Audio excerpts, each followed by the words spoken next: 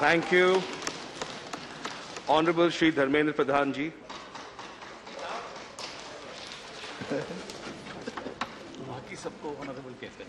सभापति महोदय, मैं आपका आभारी हूं। आपने आज इस सदन के सामने जो एक महत्वपूर्ण मसला, हम सभी लोग प्रजातंत्र में चर्चा, आलोचना और क्रिटिसिज्म इज इनएविटेबल होना स्वाभाविक भी है। शायद यही हमारी शर्त रही है प्रजातंत्र की सदियों से। हम तो भारत को मूल पीठ प्रजातंत्र की मानते हैं। आप और हम जिस राज्य से आते हैं, जब सम्राट अशोका कलिंग पे आक्रमण किए थे, उस समय हमारे वहां कोई राजा नहीं थे। इतिहासकारों ने, लोक कथा की इतिहासकारों ने जो थोड़ा स्मृति लिपिबद्ध किया है, उसमें कहा गया था कलिंग में गणराज्य था। उसके अर्थ हम डेमोक्रेसी 2,500-3 हजार साल पहले कोई मागना कार्टा से हम डेमोक्रेसी सीखने वाले लोग नहीं। इसलिए उस परंपरा को आज आगे लेते हुए आज हमने एक उच्च स्तरीय, उच्च कोटि की चर्चा कांग्रेस पार्टी की ओर से शुरू की गई। सच में जब अभिषेक मनु सिंघवी जी जैसे एक विद्वान वकील, विद्वान तर्कशास्त्री विषयों को रखते हैं, निश्चित रूप में भले ही कुछ विषय मन को ना लगे, राजनीतिक पटु तो आएगी ही स्वाभाविक। मैं भी 2 शब्द कहूंगा, जो विषय उठे हैं तो मेरे को उत्तर देना ही पड़ेगा। और उस समय में भले ही 1-2 विषय राजनीतिक टीका टिप्पणी सही ना लगे, लेकिन कुछ मूल विषय तो आज सदन ने चर्चा किया। कुछ मित्रों ने थोड़ा अत्यधिक उत्साही होकर, थोड़ा एक कहा जाता है न्यू एंथुजियाज्म रहता है, उनकी जो स्वभाव है, किसी की मूल पिंड को तो सभापति जी बदला नहीं जा सकता है। सदन कुछ मित्रों की मूल पिंड को इस बीच में समझ ही लिया है, सदन उनको उतना ही गंभीरता से लेती है। लेकिन आज अच्छी चर्चा अभी तक हुई है। मैं सदन की अभी तक चर्चा में भाग लेने वाले सभी मित्रों का हृदय से आभारी हूं। सबको मैं सरकार की ओर से धन्यवाद देता हूं। हमारे मंत्री उसके एक सविस्तार उत्तर भी देंगे। सभापति महोदय, 3-4 छोटे छोटे विषय उससे जुड़े हुए हैं। क्या 2018 में जब आपने ओबीसी कमीशन को एक कॉन्स्टिट्यूशनल वैलिडिटी देने के लिए, मैंडेट देने के लिए एक संविधान संशोधन 102वां संविधान संशोधन आपने लाया, तब आपकी लैंग्वेज ऐसे क्यों रही? Select committee intent of law के बारे में स्पष्ट किया था।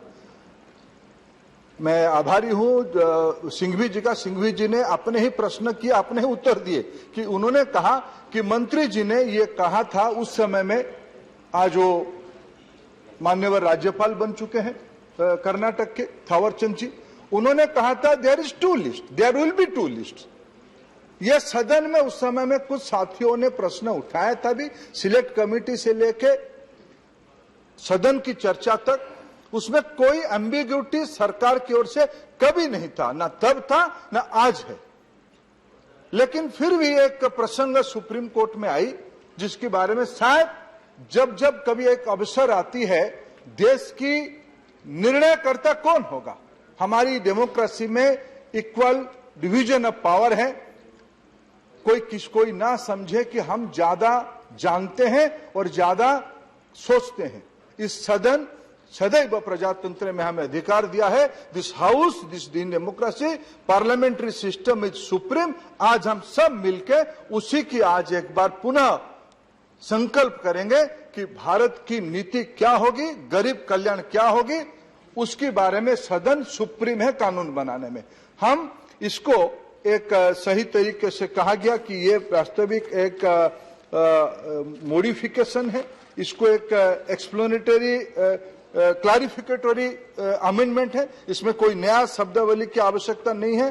अब हम उतना ही काम को आज सब मिलकर पूरा करने वाले हैं, उसी दिशा में हम काम कर रहे हैं। सबने अपना अपना कुछ कुछ मुद्दा रखा है, लेकिन सरकार की मूल जो नीति रही है, जो मूल इंटेंशन रही है कि उसको कैसे हम लोग देखें, संभाले, उसमें कोई कंफ्यूजन नहीं है।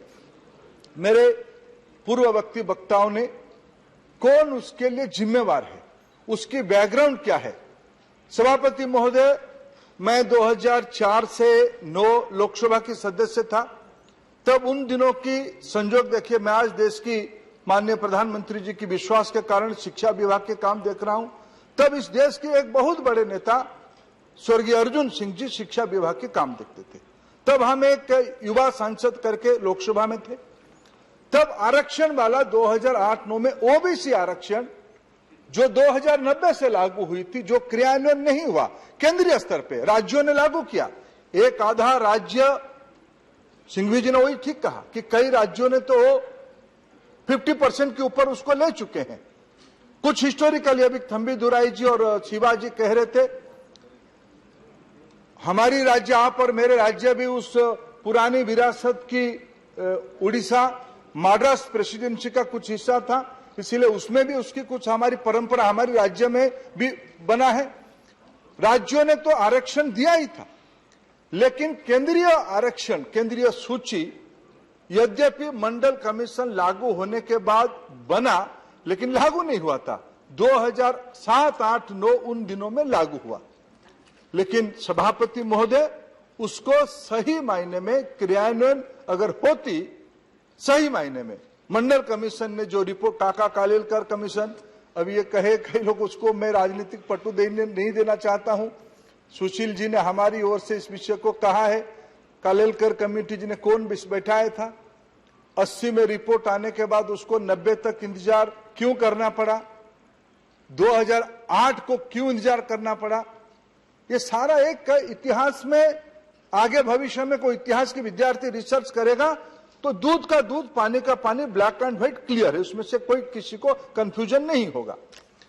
लेकिन हमारी सरकार की एक पृष्ठभूमि है सभापति महोदय, हम वे लोग हैं जिनकी समाज कैसे होनी चाहिए, समाज कैसे होनी चाहिए, समाज की व्यवस्था कैसे होनी चाहिए, हमारी आज की कोई अचानक नी जर्क रिएक्शन, फलाना आ गया, एक्स आ गया, वाई आ गया, हम ऐसे सोचने वाले लोग नहीं है।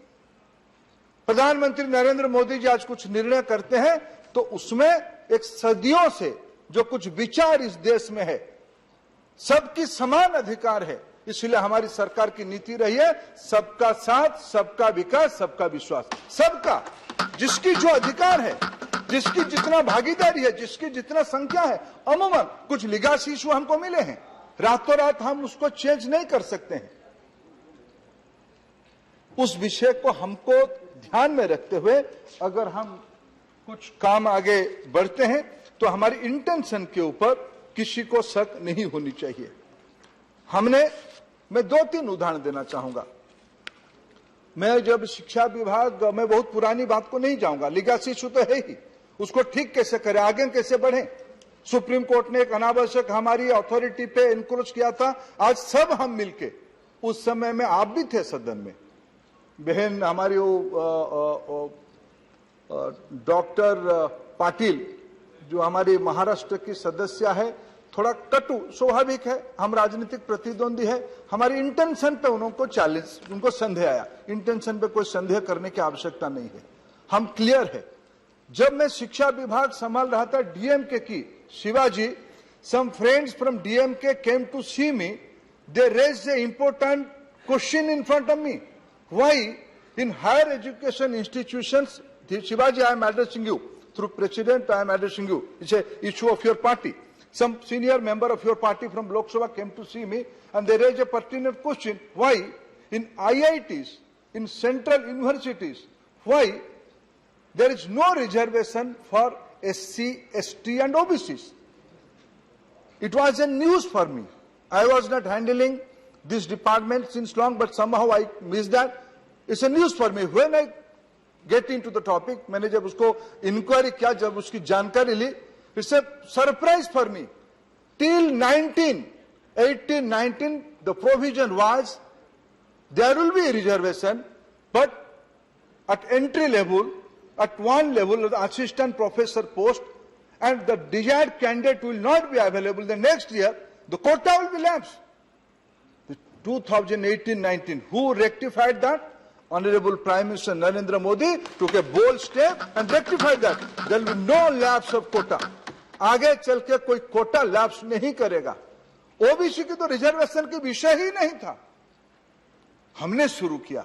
अभी एनईटी के बारे में Shivaji, you mention about due to court's direction, due to Honorable Chief Minister Tamil Nadu's pressure, we compelled to implement OBC reservation in central pool. Shivaji, you are a very senior member, you are a learned member. I respect your view. In a democracy, I have to concede this much. I respect your view, but this is not fact. Tamil Nadu and your party has gone to High Court in a different plate.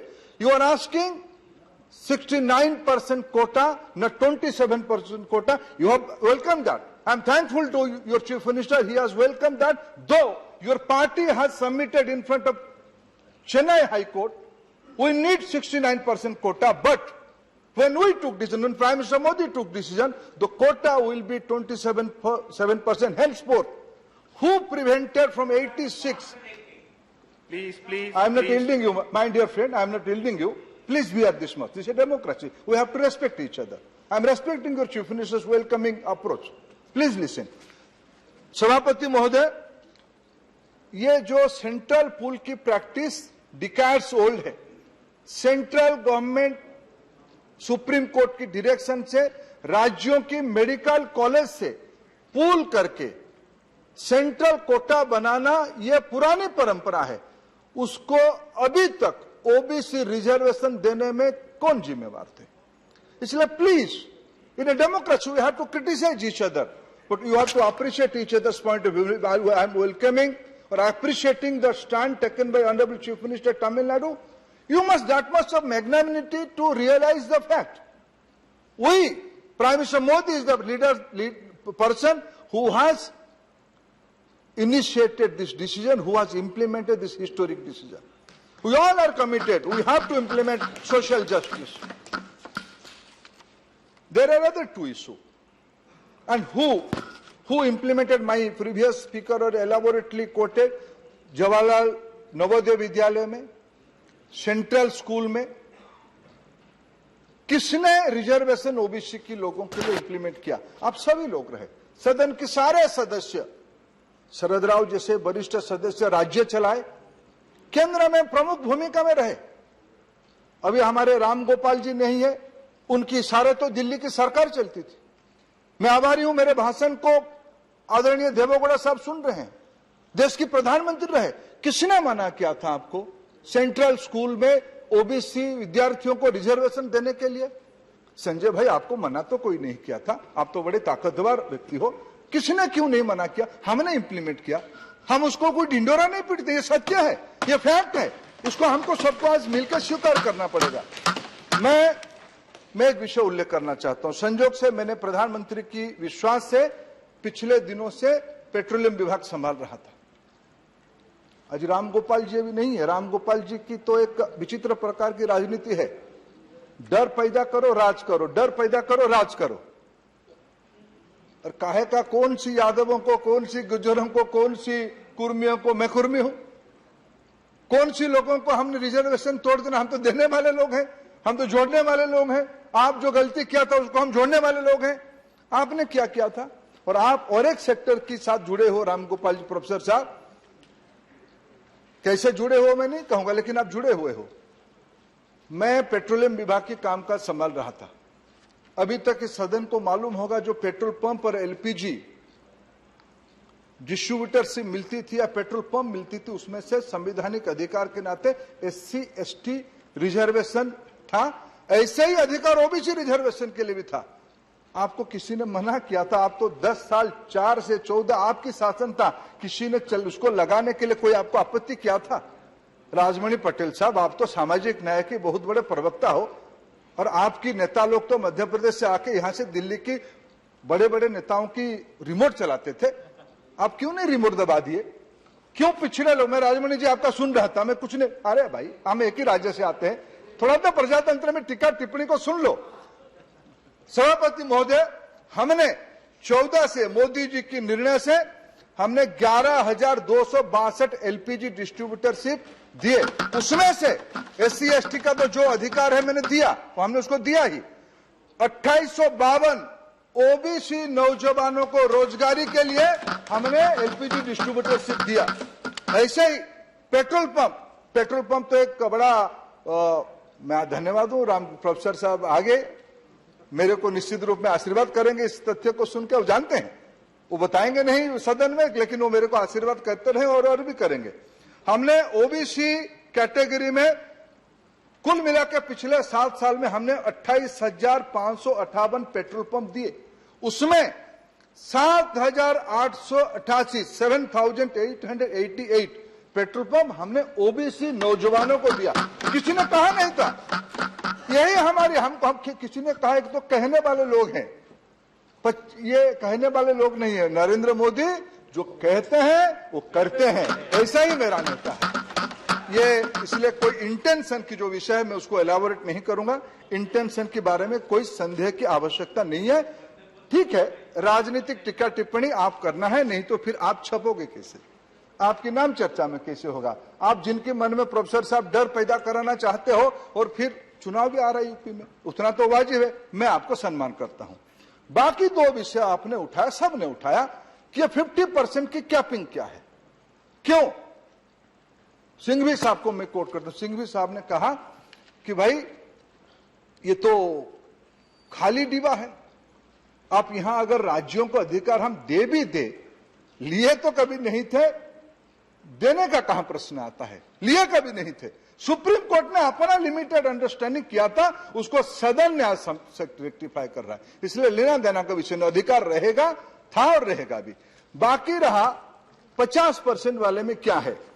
मैं सभापति महोदय Bihar, Tamil Nadu, Kerala, Karnataka, Maharashtra, Telangana, AP, Pondicherry, ऐसे अनेक राज्यों, मध्य प्रदेश, छत्तीसगढ़, सबको वो भी coat कर रहे थे। तो खुद उन्होंने भी कहा कि लगभग 80% राज्य 50% की कैपिंग को जा चुके हैं। कैसे गए, उसकी कैसे अनायास गए, क्या अनायास नहीं गए। अभी इंदिरा साहनी, अमर पटनायक जी हमारे बड़े विद्वान मित्र, उन्होंने इंदिरा साहनी की और उड़ीसा के बारे में उन्होंने कहा कि हम तो देते। और सभापति जी, एक तो मैं तो कभी कभी हैरान रहता हूं, सियासत होनी चाहिए लेकिन तथ्य के आधार पर होनी चाहिए। कुछ राज्यों ने 70-80% तक चले गए। अभी मेरे बड़े भाई आदरणीय प्रसन्न आचार्य जी 90 दशक में जब मंडल कमीशन लागू होता था, वो राज्य के बड़े प्रभावशाली मंत्री थे, कैबिनेट में थे। बिजू बाबू, हमारे स्वर्गीय बिजू बाबू मुख्यमंत्री थे। शायद एक ही राज्य होगा, हम सब विद्यार्थी थे, एक ही राज्य होगा जो सुप्रीम कोर्ट आया था मंडल कमीशन लागू ना किया जाए, और प्रसन्न भाई उस कैबिनेट के सदस्य थे। और उनकी पार्टी के अभी नए नए सदस्य राजनीति में नहीं थे, अधिकारी थे, बड़े उहदे में थे, जानकार व्यक्ति अमर बाबू, वो कह रहे थे कि हम तो देने के लिए तैयार है, आप हमारी हाथ बांधे हो, 50% के ऊपर कैसे जाएं, और लिस्ट कहां है। शरद राव यहां बैठे हैं, लिस्ट उन्हीं के समय में बनने की तय हुई थी। सोशियो इकोनॉमिक कास्ट सर्वे सेंसस बनी थी, लेकिन 4 से 14 के अंदर नहीं बनी, 11 में एक आई, उन्होंने उसको इंप्लीमेंट, जयराम जी ग्रामीण विकास के मंत्री भी रहे, उसको हमने लागू किया। जैसे जैसे भी बना, मैं तो बड़े अभिमान के साथ कहता हूं, प्रधानमंत्री आवास योजना में करोड़ों की घर हम उस लिस्ट में सीमा थी, उस लिस्ट में जाति वाला विषय में कई प्रकार की विसंगतियां थी, लेकिन हमने यूज किया उसको। हम ऐसे लोग नहीं है कि आपने अच्छा नहीं किया तो उसको हम लागू नहीं करेंगे। मैंने पेट्रोलियम विभाग के काम संभाला, कल माननीय प्रधानमंत्री जी, पुरी जी, कल को मैं बधाई देता हूं, सदन की ओर से पुरी जी को बधाई देता हूं। कल उन्होंने 1 करोड़ नया एलपीजी कनेक्शन देने की फैसला किया, उसकी पहले हमने 8 करोड़ दिया, एससीसीसी लिस्ट के आधार पे दिया, एससीसीसी लिस्ट के आधार पे दिया। इसलिए देश में कास्ट सेंसस ये ऐसे इवोल्यूशनरी प्रोसेस है, कास्ट सेंसस नहीं होने से नहीं होगा ऐसा नहीं है। अनेक राज्यों ने उसको आधार माना है। अभी शिवाजी और थम्बीदुराई जी ने जस्टिस पार्टी की इतिहास बताते हुए मद्रास प्रोविंस की प्रेसिडेंसी की रिजर्वेशन सिस्टम को कोट कर रहे थे। सभापति महोदय, मैं पिछड़े जाति का व्यक्ति हूं, मैं आज क्रिमिलेयर हूं। हमारे राव कह रहे, बंदा राव कह रहे थे कि कहां क्रिमिलेयर, मैं क्रिमिलेयर हूं। मैं आज ओबीसी कहूं खुद को, मेरे पिताजी डॉक्टर है, लेकिन मेरे पिताजी से मैं सुना था बचपन में उन्होंने बीसी स्कॉलरशिप से, जो मंडल कमीशन में रिकमेंडेशन बाद में हुई, उसकी पहले वो पढ़े, जो कालेलकर कमीशन में संविधान सभा में चर्चा हुई थी, उसी मद्रास प्रेसिडेंसी की परंपरा से उड़ीसा में बीसी स्कॉलरशिप से मेरे पिताजी डॉक्टरी पढ़े। वो बीसी स्कॉलरशिप मिला, डॉक्टरी पढ़े, तो मैं सभापति जी आपकी अनुमति में 2 शब्द आज कह पा रहा हूं। मोदी जी के आशीर्वाद से मैं मंत्रिमंडल में हूं। लेकिन शुरुआत कहां हुई? ऐसे ही सारा विषय कालेलकर कमीशन में कहा गया था, ऐसे ही सारा विषय मंडल कमीशन में कहा गया था। इसीलिए सभापति जी, ये गैर जिम्मेवाराना होगा ये कहना, सभापति में समाप्त करता हूं, कि हमारे वहां लिस्ट नहीं है। उड़ीसा में आज भी लिस्ट है।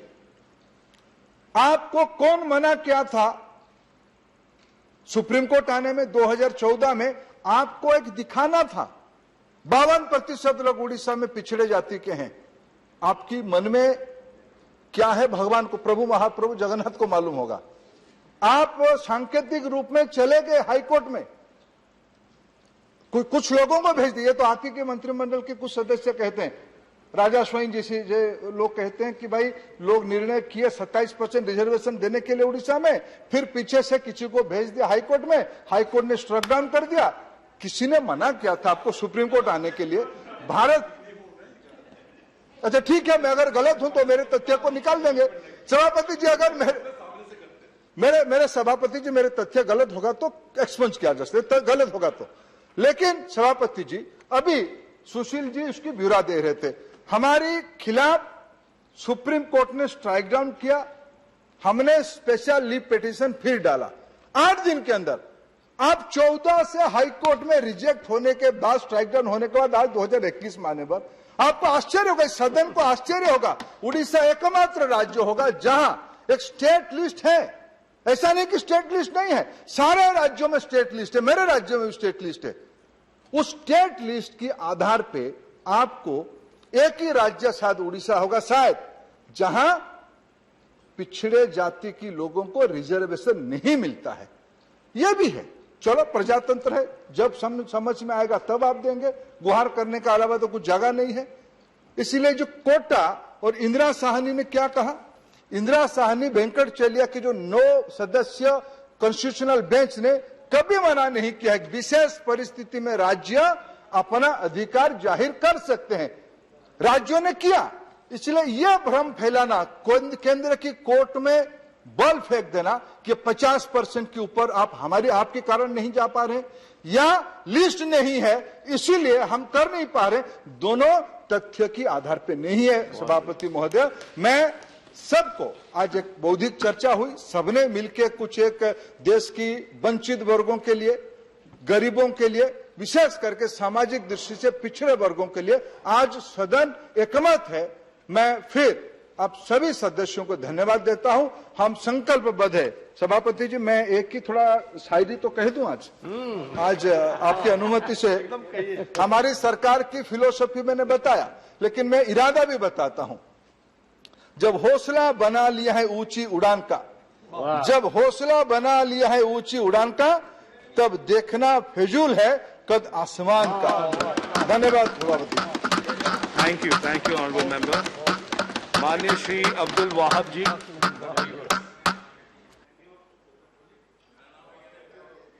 You have 4 minutes, sir. I appreciate and welcome the move by the Modi